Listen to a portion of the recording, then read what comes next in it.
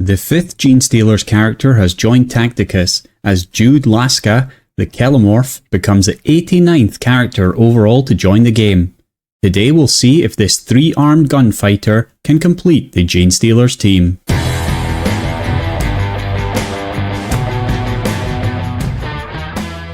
The 5th Genestealers character has arrived in Tacticus as Judh Lhaska joins us, and so this completes the Genestealers team. It's great to see all the teams getting their 5th character, and this allows us to have full-on faction wars with no substitutes. To the downtrodden masses on cult-infested worlds, the Kelomorph is a figure of legend and liberation. Whispered tales portray a cloaked 3-armed avenger who appears from the shadows to gun down oppressors with uncanny skill. This mythical gunslinger is celebrated as a revolutionary hero battling the cruel tyranny of the Imperium's rule, inspiring common folk to rise up. Yet to the Imperium's authorities, the Kelomorph is no noble champion at all. It is a hated anarchist, a nightmare with a grin of muzzle flash, seeking to tear down the very foundations of human civilization. In truth, both views contain a shard of reality. The Kelomorph is in fact a bioengineered propagandist,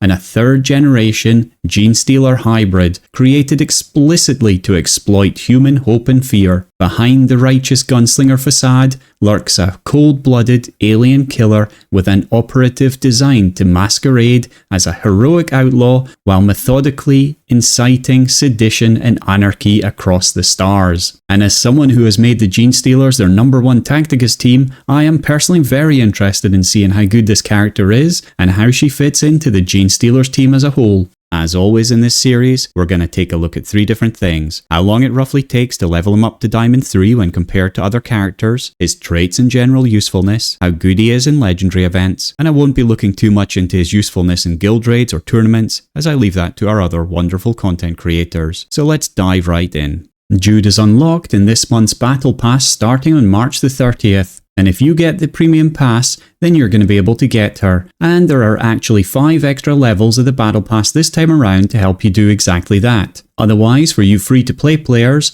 then you're going to need to also do well in a new survival event called Sacred Uprising, which runs from April the 20th to April the 26th. There you play as Judh and join forces with all Xenos factions in survival mode as you battle against waves of Adeptus Mechanicus and Astra Militarum. You earn event points by completing daily missions, seasonal mission chains, and survival battles. And then you use these event points to claim cult icons, which can be spent on event crates. These crates contain her character shards, Genestealer cult upgrades, forge badges, ability badges, and much more. And you also get more in an event offer calendar that runs every day. Some of them have got free offers, some have got paid offers. And then if you open all event crates, you're also going to get an exclusive custom event theme. And if you want more help with Tacticus, then definitely take a moment to hit subscribe, because we have some really huge targets this year. And with every 1,000 subscribers, we all get a new in-game code. I'm closing down on 6,000 subs,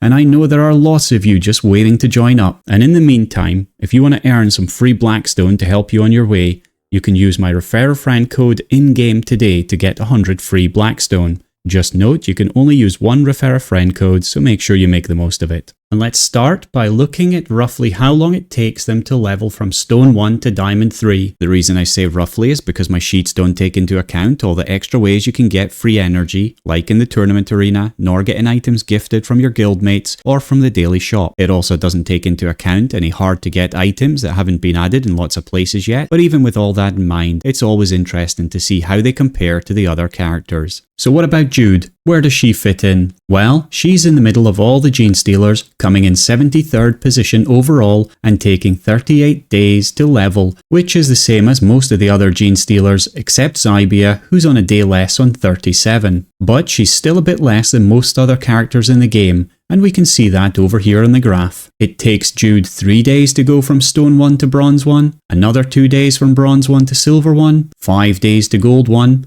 12 days to Diamond 1, and then 16 days to Diamond 3, which of course adds back up to the total 38 days. So not the easiest champion to level, but certainly not the hardest. Let's look and see if we think she's worth it. We'll start with her traits. Judh is a Xenos character. They have a projectile 3 melee attack with a 15% pierce ratio, and a 3-hit 2-range projectile ranged attack, which also has a 15% pierce ratio. She has the ambush trait, which means she will leave a decoy behind when she has been killed, and provided no one squashes all the decoys on the map, then she'll respawn with full health next turn.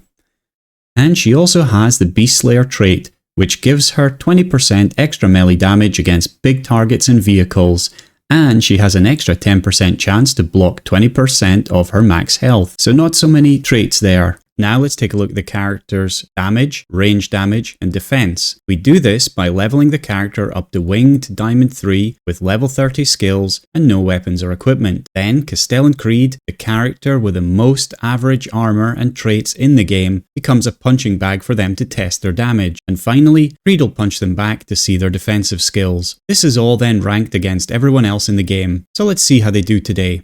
Creed, this is Judh, a Kelomorph and today's opponent. Hey Judh, is that a gun between your legs or are you just pleased to see me? Ah, Creed, and here was me thinking you would go for the easy song joke. Nah, let the other content creators fumble around without humor. Here we are trying to create pure cinema. Alright, Creed, don't rub it in too much, but just so you know, Judh is a she, not a he. Wow, I made that mistake before in Bugman's bar. I really need to pay more attention. Judh ranged attack does 1,732 damage. Her melee attack also does 1,732 damage because it has the same pierce ratio and hits as her ranged attack. And she takes 4,514 damage from Creed. So with those scores, Judh places it 71st on the melee damage chart, and that is well down the list, mainly because of her projectile attacks that have a 15% pierce ratio. That really hurts her in truth. And of course, that also means her ranged attack is pretty low too. She does come in 29th place, but that's the wrong side of the graph. And again, it's that pierce ratio really impacting her. In terms of defense, she's in 80th place, right near the bottom of the list. And although she's higher than Isaac, Holland and Zybia, it does mean the four of them are absolute paper, and when enemies get on top of them, they will die. And yes, they're also going to respawn with their ambush trait, but if you're playing faction wars, that means you lose a point every time they die, and that means you really need to hide right at the back and try and get some spawns in place before your opposition gets to you. In the last tournament war, I was playing the Genestealers, and I was getting trashed by Metanio or Boss Gulgorts, as I simply could not slow them down at all. Whatever position I stood in, they would get to my team and either killed the Pattermine or just caused chaos in my lines. At least next time, we're going to get a strategic reserve as a neophyte hybrid added into our team, but without control on that character, I'm not sure how much it's really going to help. So with these crap scores, she hasn't really impressed so far. Maybe her skills will help. For her skills, her passive is hypersensory abilities, and this is in the damage category of skills. And this is quite cool actually, because it does slow her down from being completely blown away, as the first time each turn that she's attacked, she cannot fall below 45% of her current health. And she runs away, drops a decoy where she was, and then shoots the enemy that attacked her. And I think this was essential for the Genestealers. They needed someone to be their front pivot and try and absorb the opposition. It isn't perfect, as I would have preferred something that gave the Genestealers an extra turn to get their little spawns out, but it's fair enough. Should this be prioritized as a skill over others for new players? No, I would never recommend damage skills. Her active is Heroic Fusillade, and this is also in the damage category of skills. Here, Judh targets an enemy unit that has a free surrounding hex within her target range of 2 hexes, then Judh moves to the free hex and hits the target with 6 projectile attacks, but also all the enemies surrounding it. Crits also deal an additional damage for each free hex surrounding the enemy, so if you isolate someone, then the crits are really going to start to hurt. One cool thing about this skill is that if Judh is killed and resurrected, usually by her ambush decoy trait, then this is going to be refreshed. So you probably want to use this skill early, die, and then use it again. Should this be prioritized as a skill over others for new players? Just again, no, it's not worth it unless your Genestealers are your priority. So what do I think about their traits and skills? Well, she doesn't have too many traits to talk about really, and the one that she does have, Beast Slayer, is pretty strange in truth. I'm not sure why she has this specifically, but I guess it's going to help her to take down a lot of the guild raid bosses, as well as some of the more annoying characters in Tacticus, like Boss Gulgorts or Revas. As I mentioned with her skills, her passive hypersensory abilities is actually one of the key pieces that the Genestealers were missing. They needed someone to hold the line and slow down the opposition, and as I've talked about this before, there is something in games called movement power creep that usually comes into the second or third season after a game's been released. And this is where we can start to see more and more powerful characters coming in, and a lot of that power comes from really high movement. The Genestealers are meant to be a bit of the counter to this, as they slow down the opposition with their spawns. The only problem is that in Tacticus, you can literally have lost in Tournament Arena before you get a chance to do anything. I'm curious to see how this gets resolved in future, but at least there was a bit of an attempt here to make a change. Personally, I'm still going to bring them all up to D3 and make this my D3 team because it's such a tactical nuance in playing with them rather than a lot of the other teams, which is all about running in and hitting as hard as you can. But honestly, I need to play a bit more with them in all tournament arenas to get a real feel for them and understand exactly how good they are. In terms of the modes, with limited traits, I don't see her blasting through the legendary events, but we'll look into that in more depth in a minute. For guild raids, as I said, she can definitely do a job there, and I'll be curious to see if she does squeeze into different places. The only problem I have with her is her weak shots, but maybe her Beast Slayer will help her there. For tournament or faction arena, I've talked a lot about this already, and she's definitely someone that I can see in a few different teams, not just Genestealers, because of this annoying ability where she keeps running away. For any mode where you're playing against AI, I think she'll fit in really well, and overall the Genestealers are a nightmare for the AI to deal with because of the amount of spawns they pump out. Yes, they can't do that against the higher leveled AI who will just walk through the spawns, but at lower levels it will soak up lots of damage that would otherwise be going to the Genestealers. So who does she work well with? Well, we have to look first at her Genestealer faction, and here, as I already said, she is a corner piece of this team. They need someone to slow down the opposition,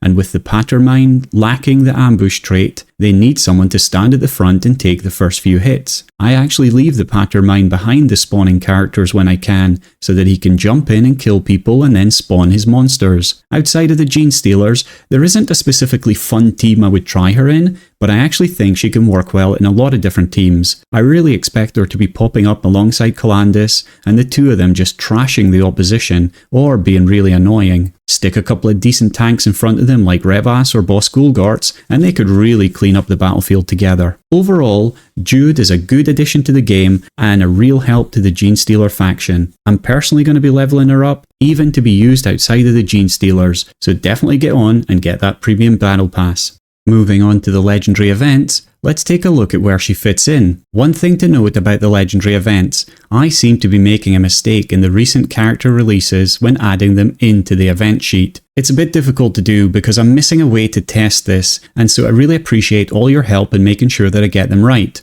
Any changes you give me will always be updated in my Google Sheet Planner after I get them, and so just keep messaging down in the comments below. So starting with the Karn event, which is going to be leaving us at the end of the month. In the Alpha track, she appears in the No Psychic, Ranged and No Summons battles. In the Beta track, she appears in the minimum 3 hits, no Terminator armor and no big target battles. And in the Gamma track, she appears in the No Mechanical and no flying battles. And this gives her a decent start of 360 points, which is above the 301 points on average for this event. Moving to the Mephiston event, in the Alpha track, she appears in the minimum 2 hits battles. In the Beta track, she appears in the no big target and minimum 3 hits battles. And in the Gamma track, she doesn't appear because she's a Xenos. And so this gives her a score of 125 points for the Mephiston event. And that is quite low, as the average score here is 234 points. Moving to the Pattermine event, in the Alpha track, she appears in the max 4 hits battles, in the Beta track, in the no summons battles, and in the Gamma track, she appears in the no Overwatch and no Final Vengeance battles. And this gives her another low score of 145 points, which is under the average of 275 points for this event. And finally, with the new Dante event, in the Alpha track, she doesn't get to play because it's no Xenos. In the Beta track, she appears in the no power damage and max 3 hits battles. And in the Gamma track, she appears in the no power damage battle. And that gives her a score of 170 points, which is again beneath the 197 point average for this event. So yeah, Judh is down in 75th place, and I'm not really surprised. She just isn't really a legendary event character. I don't have too much to say here. I would look elsewhere if you're looking for new possibilities to level up for legendary events. So what do you think of Judh? Will this gunslinger with her custom Liberator auto stub pistols be mowing down whole squads of soldiers for you, or will she be left at stone 1 in your pile of shame? You can check her out right now in the latest version of the Google Planner Sheets linked below.